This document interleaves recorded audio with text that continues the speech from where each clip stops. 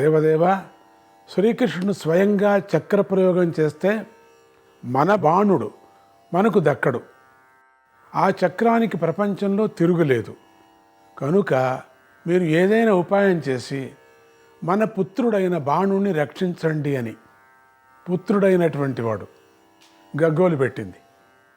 శంకరదేవుడు ఒక్క నిమిషం ఆలోచించి పార్వతీదేవిలోని అంశాలైనటువంటి కోటవీదేవిని, లంబాదేవిని కూడా బయటకు ఆహ్వానించి మీరు వెళ్ళి మీ ప్రయత్నం చేయండి అని ఆజ్ఞాపించాడు. వెంటనే ఆ దేవతలిద్దరూ కూడా అదృశ్య రూపంలో శ్రీకృష్ణుడి దగ్గరికి వెళ్ళి ఆయనకు మాత్రమే కనిపించేటట్లుగా నించున్నారు. శ్రీకృష్ణుడు కొంచెం ఇరుకున పడి చూస్తూ ఉండగానే కోటవీదేవి నిలబడిపోయింది. శ్రీకృష్ణుడు రుసరుసలాడుతూ గట్టిగా కళ్ళు మూసుకొని ఇలా అన్నాడు, కోటవీదేవి, మళ్ళీ ఇదేం పని? ఈ మాట నీకు తోడుగా లంబాదేవి కూడా తెచ్చుకున్నావు కదా. ఎవరు అడ్డం పడ్డా సరే గర్వాత్ముడైన ఈ బాణాసురుడు నేను వదిలిపెట్టేది లేదు. వీడికి ఇవాళ నా చేతిలో చావు తప్పదు అన్నాడు. అప్పుడు కోటవీదేవి ఏమీ మాట్లాడలేదు. లంబాదేవి మాత్రం ఇలా మనవి చేసింది, దేవదేవా, శ్రీకృష్ణ శాంతించు. నువ్వు పరమపురుషోత్తముడివి. నువ్వు ఆగ్రహిస్తే ఈ సృష్టిలో నిలువగల జీవుడు ఎవడున్నాడు? అయినా కూడా నువ్వు బాణాసురుణ్ణి సంహరించడం న్యాయం కాదు. నీలాంటి దయామయుడు అలాంటి పని చేయకూడదు. ఎందుకంటే నేను ఈ బాణాసురుణ్ణి దత్తపుత్రుడిగా స్వీకరించాను. వాడికి వరాలు ఇచ్చాను, అభయం ఇచ్చాను. నాకు నువ్వు పుత్రభిక్ష పెట్టాలి. నా వరాలను నీవు మన్నించాలి. దేవా వాసుదేవా, అందుచేత దయతో నీ క్రోధాన్ని ఉపసంహరించు అన్నది. శ్రీకృష్ణుడు కళ్ళు మూసుకొని ఉండే ఇలా సమాధానం చెప్పాడు. కళ్ళు మూసుకొని చెప్తున్నాడు, కళ్ళు మాత్రం తెరచలేదు. దిగంబరులుగా నిల్చున్నారు దేవి. సోదరులు కదా, చూడలేకపోతున్నాడు. పార్వతీదేవి మా కోటవీదేవిని అడ్డం పెట్టుకొని నువ్వే స్వయంగా వచ్చి మాట్లాడుతుంటే నేనేం చెప్పేది అమ్మా? మా కోటవీదేవి దేనికైనా సరే ఎట్లా వచ్చింది చూడు. అయినా సరే నేను ఈ గర్విష్టి వాడిని వదిలిపెట్టను. కానీ నువ్వు గట్టిగా కోరుతున్నావు గనుక ఇతడిని పూర్తిగా సంహరించను. ఇతడి చేతులలో 2 చేతులు మిగిల్చి మిగిలినవన్నీ నరికేసి ఇతడి సహస్రభుజ గర్వాన్ని నిర్మూలించి తీరుతాను. వాడికి సహస్రభుజ గర్వాలు కదా, ఎప్పుడు చూసినా అదే. ఆ చేతులు చూసుకోవటమే పని అద్దం మీద. వీడు ఎప్పుడూ చేతులు చూసుకోవటం, గర్వించటం, రుసరుసలాడటం, యుద్ధానికి పరిగెత్తటం. ఎంతమంది దేవతల మీద పరిగెత్తాడు, యుద్ధాలు కాచాడు. పోనీ రాజ్యాలు తెచ్చుకున్నాడా? అన్నీ వదిలేశాడు అక్కడక్కడే. వీడికి ఏంటంటే యుద్ధాల మీదే ఆశ. అందుకని వీడికి చేతులు మాత్రం నరికేస్తాను, నేను వదలను. 2 చేతులతో నీ పుత్రుడు జీవించే ఉంటాడు గనుక నీ పుత్ర భిక్షకు లోటు ఉండదు. ఇక నన్ను నివారించకు అన్నాడు. శ్రీకృష్ణుడు బాణాసురుని ఉద్దేశించి మాట్లాడుతూ ఇలా అన్నాడు, ఓ బాణాసురా, మా కోటవీదేవిని నా మీదికి పంపించి నీ ప్రాణాలు నిలుపుకుందామని చూస్తావా? ఇదా నీ పరాక్రమం? ఇంతకంటే పిరికి పంద చర్య ఉంటుందా? నువ్వు ఎన్ని వేషాలు వేసినా నీ గర్వానికి శాస్తిగా నీ చేతులు నరకకుండా ఊరుకోను నేను. లే, చేతనైనంత వరకు పోరాడు, మగవాడిని అనిపించుకో. అలా దిక్కుమాలిన వాడిలాగా పడి ఉన్నావేమిటి అని ఇలా అంటూ శ్రీకృష్ణుడు కళ్ళు తెరవకుండానే తన సుదర్శన చక్రాన్ని బాణాసురుడి మీదకి ప్రయోగించేశాడు. అట్లనే కళ్ళు మూసుకొని వేశాడు. ఆ చక్రం ఏమైంది తెలుసా? గిరగిరా తిరుగుతూ, రివ్వున ముందుకు సాగుతూ, కాంతి వేగంతో ముందుకు ఉరికేసరికి ఆ చక్రం యొక్క ఆకారాన్ని ఎవరూ గుర్తించలేకపోయారు. తాడుకు కొరివి కట్టి గిరిగిరా తిప్పినప్పుడు అది అగ్నిచక్రంలాగా కనిపిస్తుంది కదా, అలాగే సుదర్శన చక్రం బాణాసురుడి శరీరం చుట్టూ గిర్రున తిరుగుతూ అతడి చేతులు నరికే ఒక తరుణంలో అఖండమైన అగ్నిచక్రంలాగా ప్రజ్వలించింది. ఆ 1000 చేతులు నరకాలి కదా గిర్రని.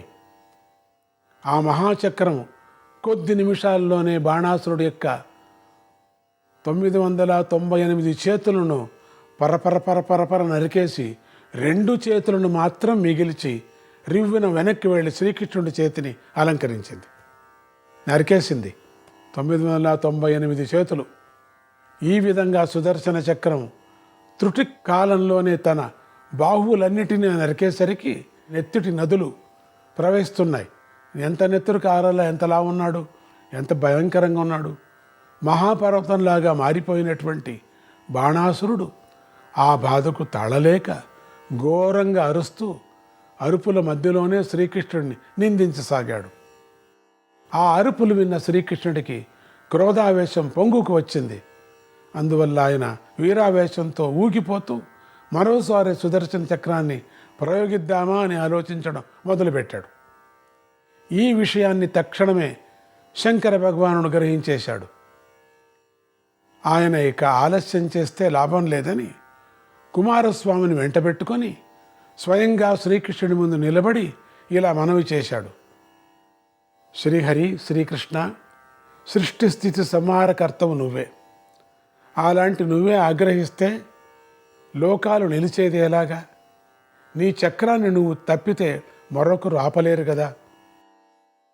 నేను ఈ బాణాసురుడికి పూర్వం అభయప్రదానం చేసి ఉన్నాను. అందువల్ల అతడి పక్షాన నేనే నీకు క్షమాపణ చెబుతున్నాను అన్నాడు శంకరుడు.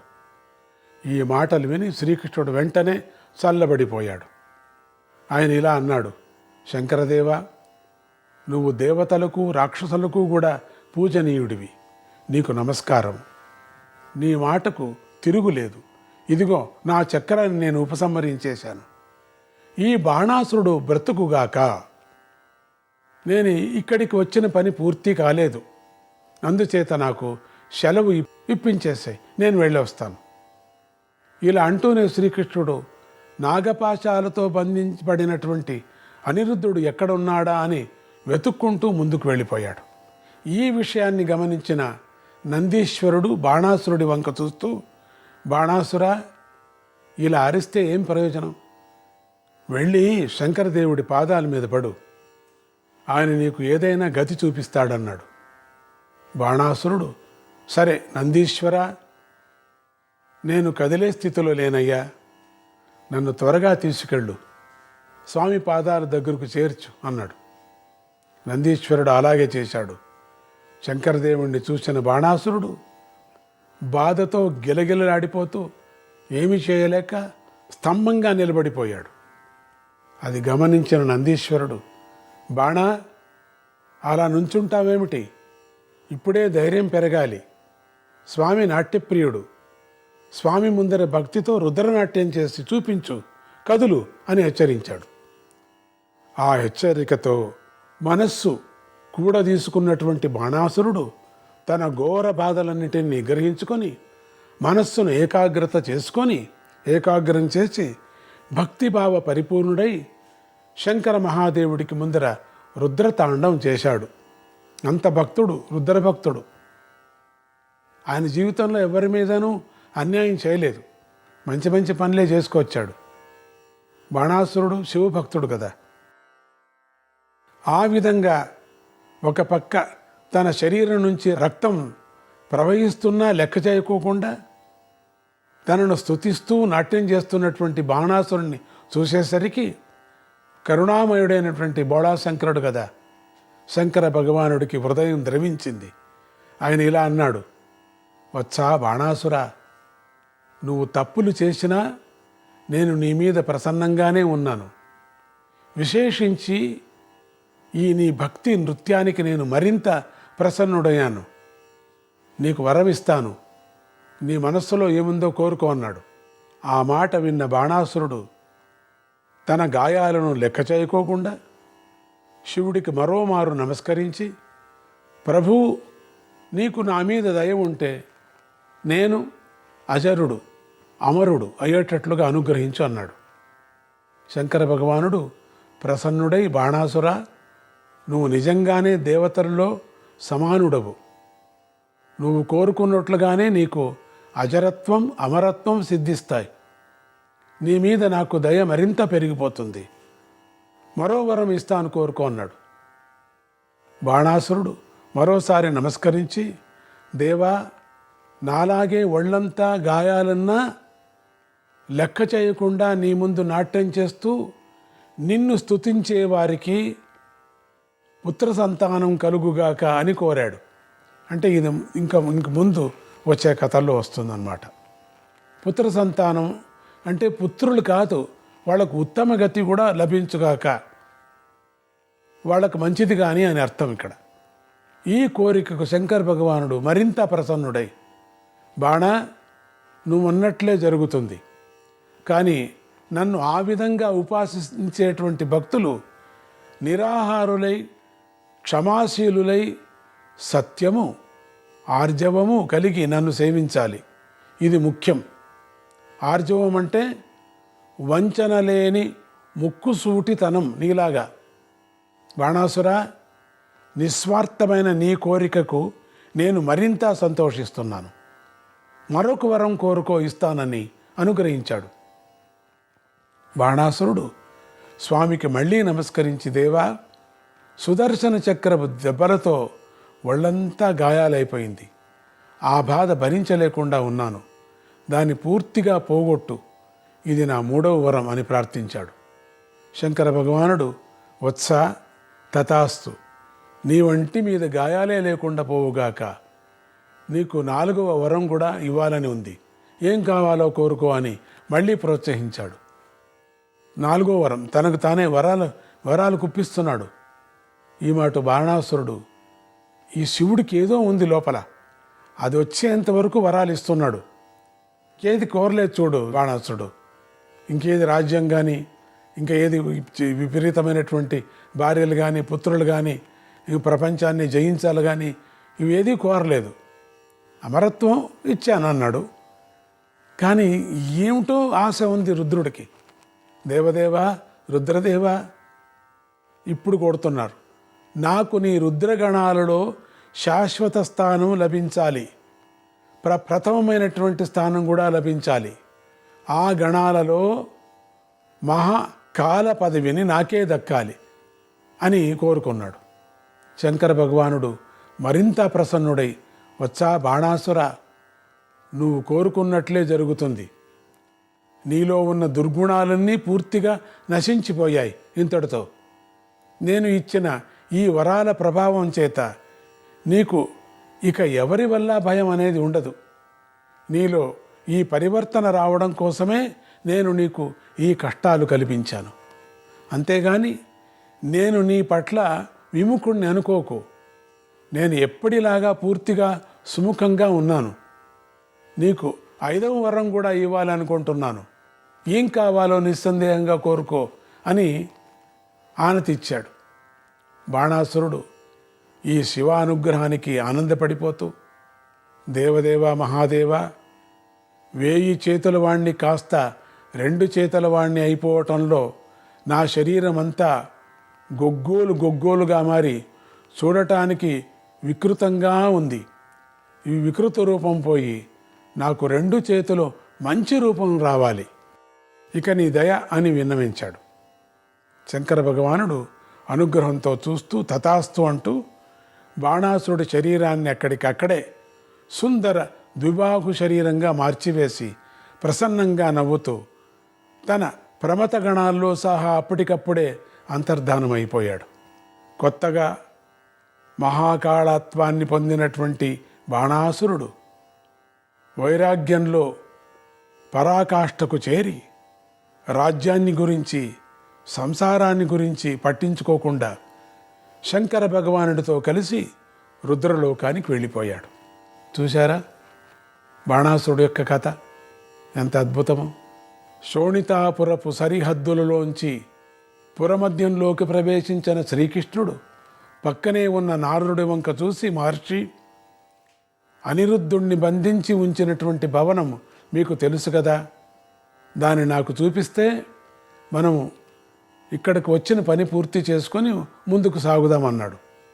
శ్రీకృష్ణుడు ఇలా అంటూ ఉండగానే అప్సరస అయినటువంటి చిత్రలేఖ ఆకాశ మార్గాన్ని అక్కడికి వచ్చి నారద శ్రీకృష్ణునికి నమస్కరించి తనను తాను పరిచయం చేసుకొని, దేవదేవ శ్రీకృష్ణ, ఆ దారి నేను చూపిస్తాను, నా వెంట రండి. అదిగో ఆ కనిపించేదే బాణాసురుడి అంతఃపురం. ఉషా అనిరుద్ధుల ఆ భవనంలోనే బంధింపబడి ఉన్నారు. మీరు ఇక నిస్సంకోచంగా ఈ భవనంలోకి ప్రవేశించండి అని మనవి చేసింది. శ్రీకృష్ణ బలరామాదులు వస్తున్నారని గమనించినటువంటి కారాగార రక్షకులు తలుపులు తెరిచి తలో పక్కకు తప్పుకున్నారు. శ్రీకృష్ణుడు, బలరాముడు, గరుత్మంతుడు, ప్రద్యుమ్నుడు కారాగారంలోకి ప్రవేశించారు. నారదుడు మాత్రం ఇప్పుడే వస్తానంటూ వెనక్కి వెళ్ళిపోయాడు. ఎదురుగుండా గరుత్మంతుడు కనిపించేసరికి అనిరుద్ధుడి వంటి చుట్టూత ఆవరించి ఉన్నటువంటి నాగబంధాలన్నీ ఒక్కసారిగా ఊడిపోయాయి. మామూలు బాణాలుగా మారిపోయి నేల మీదికి రాలిపోయాయి. అనిరుద్ధుడు ఆనందంగా ముందుకు వచ్చి తాతగారి పాదాలకు నమస్కరించి, దేవదేవా, మీరు వస్తారని నాకు తెలుసు.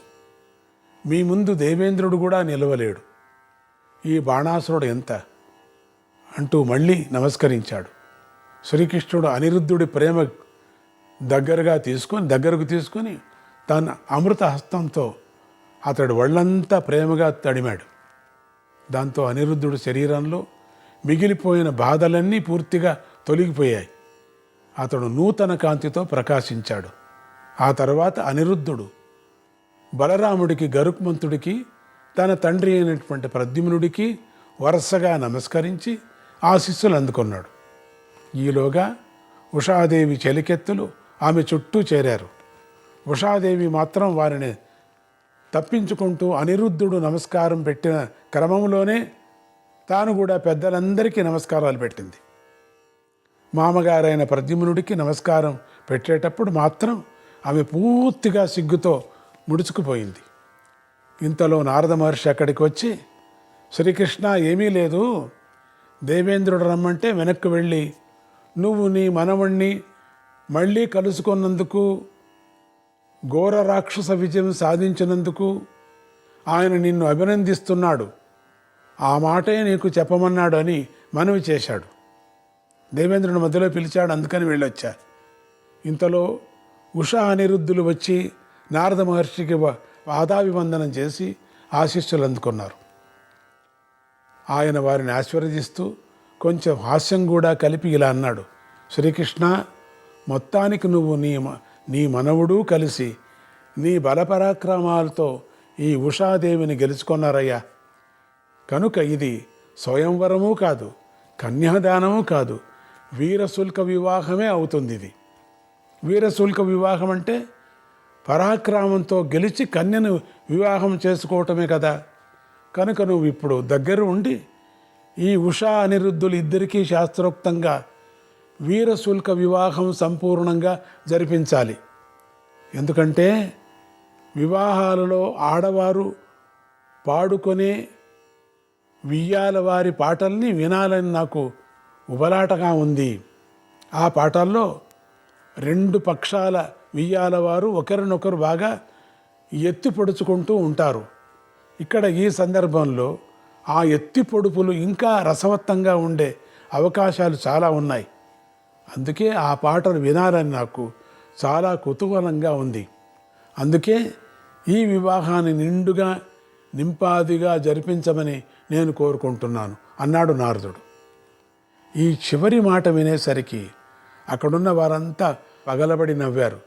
కృష్ణుడు కూడా వారితో కలిసి నవ్వుతూ, నారద మహర్షి మొదటి నుంచి ఈ కయ్యానికి ఆజ్యం పోసి వియ్యం కలిపి ఆనందిస్తున్నాడని నువ్వే కదా, నీదే అసలైన పెత్తనం, ఆ పెళ్లి ఏర్పాట్లు నువ్వే త్వరగా చెయ్యి అన్నాడు. నారాయణ నారాయణ, హరే కృష్ణ.